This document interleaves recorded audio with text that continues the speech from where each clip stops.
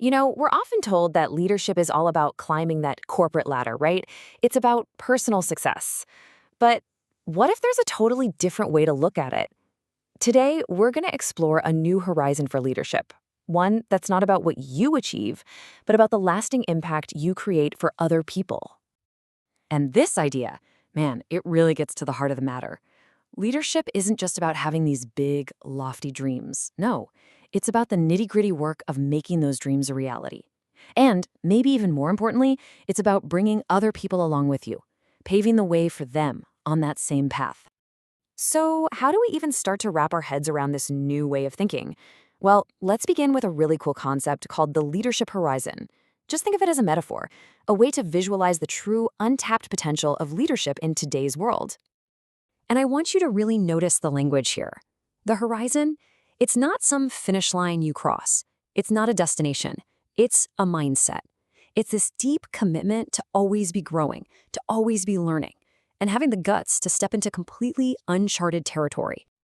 I absolutely love this analogy of the sunrise and the sunset. It perfectly captures the two sides of this mindset, right? So the sunrise, that's obvious. It brings new light, fresh opportunities for positive change. But the sunset, and this is the beautiful part, it's not an ending. It's a moment to pause, to reflect, and it brings this incredible hope for an even better tomorrow. It's this continuous, beautiful cycle of action and hope. But here's the thing, and this is really the crucial point. Why do we even need this new mindset? It's because the old models, the traditional leadership styles a lot of us grew up with, they're just not cutting it anymore. They're failing in our super complex, interconnected world.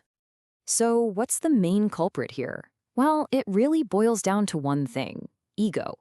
That old school top-down, I'm the boss style of leadership, it just can't keep pace with what we need today. We need collaboration, we need innovation, we need a shared sense of purpose. And ego gets in the way of all of that. And this slide, this really shows the fundamental shift in thinking we're talking about. The old question was always, what did I achieve? It's all about me, me, me. The new and frankly much more powerful question is, what did I enable others to achieve? Just think about that. That tiny change from I to others, it's a complete 180.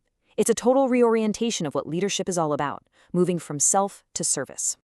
Okay, so if the leadership horizon is the vision, the big picture, then how in the world do we actually get there? Well, the answer is this really powerful framework called legacy as a service. You can call it LaaS for short. And this is the practical, hands-on, how-to guide for this new kind of leadership. All right, let's break that name down. First up, legacy. Now, when you hear that word, don't think about statues or buildings with your name plastered on them. That's not it at all. We're talking about the living continuation of your work and your values. It's the impact that keeps going long after you're gone. And then we have the second part, service. This is the engine that makes the whole thing run. This is the active, totally voluntary commitment to support and lift other people up, to help them see and reach their own potential. In the UN, they have a great way of putting this. Service isn't just about, being helpful to one person here or there. It's a truly selfless act that actually helps push all of society forward. So, you put those two powerful ideas together, legacy and service. And what do you get? Legacy as a service. LaaS. It's a really simple formula, but man, the implications are huge. It's all about crafting your lasting impact by actively, intentionally empowering other people. All right, I know what you're probably thinking.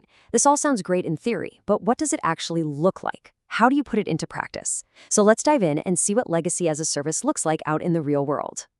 So how do you actually do this stuff? Well, it can start super simple with something as direct as one-on-one mentorship. Then from there, you can start building things like knowledge-sharing platforms for your whole team or company. And it keeps growing, right, into broader community initiatives. And eventually, it can become a core part of a company's corporate social responsibility. The real key, though, is building systems that are designed to last way longer than any one person. And you actually see this happening with some of the biggest companies out there.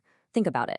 When companies like Google and Microsoft invest a ton of money into educational programs to inspire young innovators, that's not just charity work. They're practicing LaaS. They are ensuring their legacy continues by building up the next generation of talent.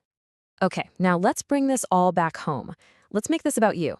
Because honestly, the most powerful way to apply these ideas is in your own life on your own leadership journey. So it's time to do a little bit of reflecting. So let's start with this first question. And I want you to be really honest with yourself. What legacy are you crafting right now? And who does it serve? Is it mostly centered on your own ego, your own achievements? Or is it genuinely truly serving the growth of other people? Okay, let's go a little deeper. Because it's not enough to just, not be selfish. The real question is, what active things, what systems or mechanisms can you create to make sure your work, your knowledge, and your influence are empowering people for the long haul? And finally, here it is. This is kind of the ultimate test of legacy as a service. Think of it like a relay race. Are you just focused on running your leg of the race as fast as you can?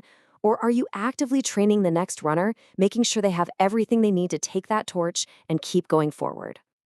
This quote really just elevates the whole conversation, doesn't it? This isn't just some clever leadership strategy anymore. It's being framed as our ultimate human duty.